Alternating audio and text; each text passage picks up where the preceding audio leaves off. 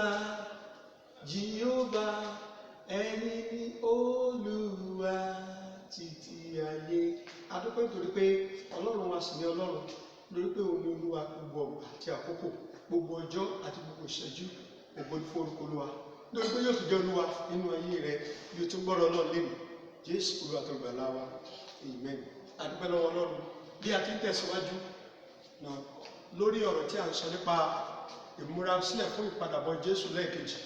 À ń sọ fún wa sí wípé Jésù Kristi yìí òun náà ní lánàá lónìí lọ́la títí ayé kò yí padà. Ìwé Hébérù sọ fún wa bẹ́ẹ̀ ní orí ìkẹtàlá ẹ̀rí.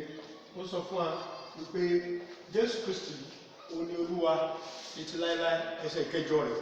Now ohun tí a fẹ́ mú jáde fún wa nísìnyí pé nínú ìwé Róòmù, mo fẹ́ kà jáde fún wa nínú ìwé Róòmù orí karùn-ún.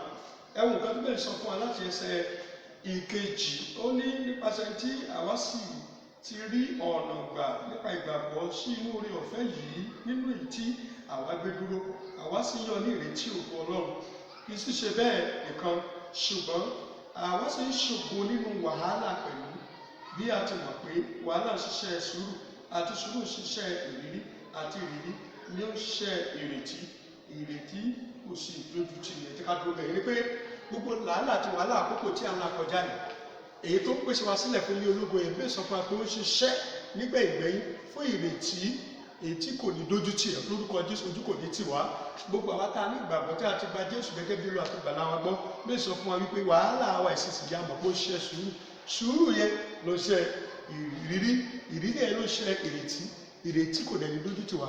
Ìyẹn ni pé nínú ìlàkọjá tí a wà yìí ó ní tí Ọlọ́run fẹ́ mú jáde fún wa, ó fẹ́ mú ògo jáde wá fún wa. Ògo ti bá ìkẹyìn, ògo ní ilé ayérayé. Now that's why a gbọ́dọ̀ understand, a gbọ́dọ̀ mọ̀ wípé àwa jẹ́ ohun èlò fún Ọlọ́run ní àkókò yìí, nítorí pé ìrírí tí a ń là kọjá lákòókò yìí òun yóò fún wa ní ìrètí. Ìrètí yẹn ló fi ìgbàgbọ́ wa múlẹ̀ pé a ó làjà.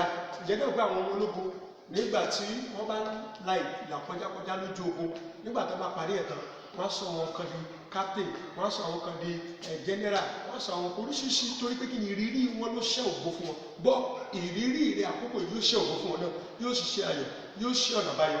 O gbọ́dọ̀ wọ̀ dájú pé lákòókò àwa yìí ó jẹ́ àkókò ogun àgbáyé ìkẹrin tí mo pè ní Fourth World War, yẹn àkókò corona. Now wọ́n á rí nǹkan kan dájú pé Ọlọ́run sọ nínú ìwé Jeremáyà orí 51 ẹsẹ̀ ogún rẹ̀, ó sọ wípé ìwọ ni ohun òòlù mi. Ìyẹn ni pé you are the weapon of God's warfare, God's battle axe. Ìyẹn ni pé Ọlọ́run sọ wípé ìwọ tó ti gbàgbọ́ nínú Jésù Kristi Olúwa, ìwọ ni ohun, ìwọ ni nǹkan ìjà ogun rẹ̀. Ìyẹn ni pé bó ti já ogun ní ọjọ́ wọ̀nyí tó ṣẹ́gun Gòláyátì àti tó lu Dáfídì fún màlúù wọ́n náà lákòókò kòrónà yìí àti lákòókò ìṣẹ̀lẹ̀ àwọn aṣòdì sí Kristi.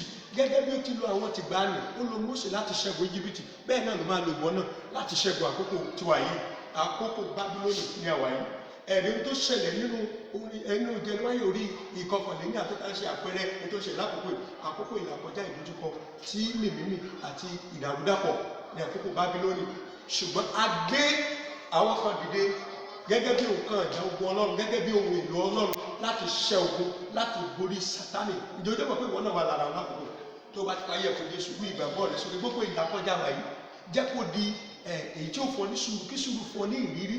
Ìrírí tó máa rí ẹ òun ló máa fọ ní ìrètí. Ìrètí yẹn òun ló máa fi ìgbàgbọ́ rẹ múlẹ̀, òun ló máa mú kí Jésù Kristi tó gbàgbọ́ yẹn kó padà dé gẹ́gẹ́ bí olùwòsàn rẹ, òun ló máa mú kí Jésù Kristi tó gbàgbọ́ yẹn kó padà dé gẹ́gẹ́ bí olùpèsè rẹ, òun ló máa mú kí Jésù Kristi tó gbàgbọ́ yẹn kó padà wá gẹ́gẹ́ bí ẹni tó ń jagun tó ṣẹ́gun fún ọ. Bíbélì jẹ́ kó dímọ̀ fún wa wípé àwa mọ̀ pé ohun gbogbo ṣẹ́pọ̀ fún rere fún àwọn tó fẹ́ Olúwa. Ǹjẹ́ o fẹ́ Olúwa? Báwo ló ṣe mọ̀ kó fẹ́ Olúwa? Nípa ìfàyè rẹ̀ fún Jésù gẹ́gẹ́ bí Olúwa àti ìgbàlà rẹ̀, kíkọ ẹ̀ṣẹ̀ rẹ̀ sílẹ̀ àti ní pípinnu láti máa tẹ̀lé, láti máa gbọ́ ọ̀rọ̀ Ọlọ́run, láti máa dún nínú ìgbàgbọ́, láti máa tẹ̀síwájú, láti máa ṣe gbogbo àwọn ìfẹ́ àti èyí tó sọ fún wa nínú ìlérí rẹ̀. Nítorí náà yóò sì dára fún ẹ. Mo fẹ́ sọ fún ọ wípé ìwọ náà dáàbò gbogbo nǹkan ìjà ogun pátá ló máa ń lògbò níbẹ̀ yìí, nítorí pé gbogbo nǹkan ìjà ogun pátá, ìbọn ni, àdá ni, ọ̀kọ̀ ni, àwọn máa ń ṣẹ́ ogun, àwọn náà máa ń gbẹ̀yìn ọ̀tá. Àwọn jagunjagun wọn wá fi wọ́n pamọ́ fún ẹ̀rí. Ìwọ rántí o, idà tá a fi gé orí Gòláyátì àtọ́jú ẹ̀ pamọ́ sínú ilé Olúwa ni o. gẹ́gẹ́ bí ohun kan ògo fún ọlọ́run bẹ́ẹ̀ ni ayé rẹ ó máa já sí ògo fún ọlọ́run bí a ti múra sílẹ̀ fún ìpadàbọ̀ jésù lẹ́ẹ̀kejì. Jésù náà ni olúwa, òun ló máa jẹ́ olúwa nínú ayé rẹ. Mo fẹ́ gbàdúrà fún ọ tó o bá ti rí jésù gẹ́gẹ́ bí olúwa tó gbàlà, o gbọ́dọ̀ fàyè rẹ fún ní kíkọ̀ ẹ̀ṣẹ̀ rẹ sílẹ̀. ọlọ́run sọ́nù adúpẹ́ pé ìwọ ni olúwa náà, síbẹ̀síbẹ̀ ó yí padà. Nínú ìwé Málákì orí kẹta ẹsẹ̀ ìkẹfà yẹn sọ fún wa wípé èmi ni olúwa, èmi kì í yí padà. Ó ní nítorí náà ni a kò ṣe pa ilé Jákọ́bù àwọn ẹ̀pà ọrùn. Ìyípadà rẹ yóò ṣẹlẹ̀ sínú ayé rẹ, wàá sì di ohun èlò ọlọ́run tí a fi gbó Sátánì lulẹ̀, tá a fi wá ẹ̀san lulẹ̀, tá a fi mú ìjọ sọjí ní àkókò yìí, tí a fi mú kòrónà lọ, tí a sì fi mú kí gbogbo ètí àti àbá àwọn aṣòṣì kìí kó dasán lórí ayé. Yóò sì dára fún ọ.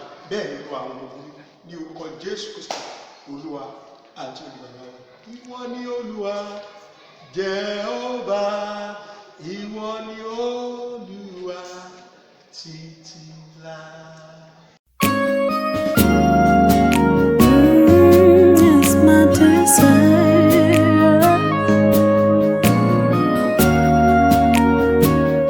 It's all I want. Let me want what you want, oh my dear Lord. Let me love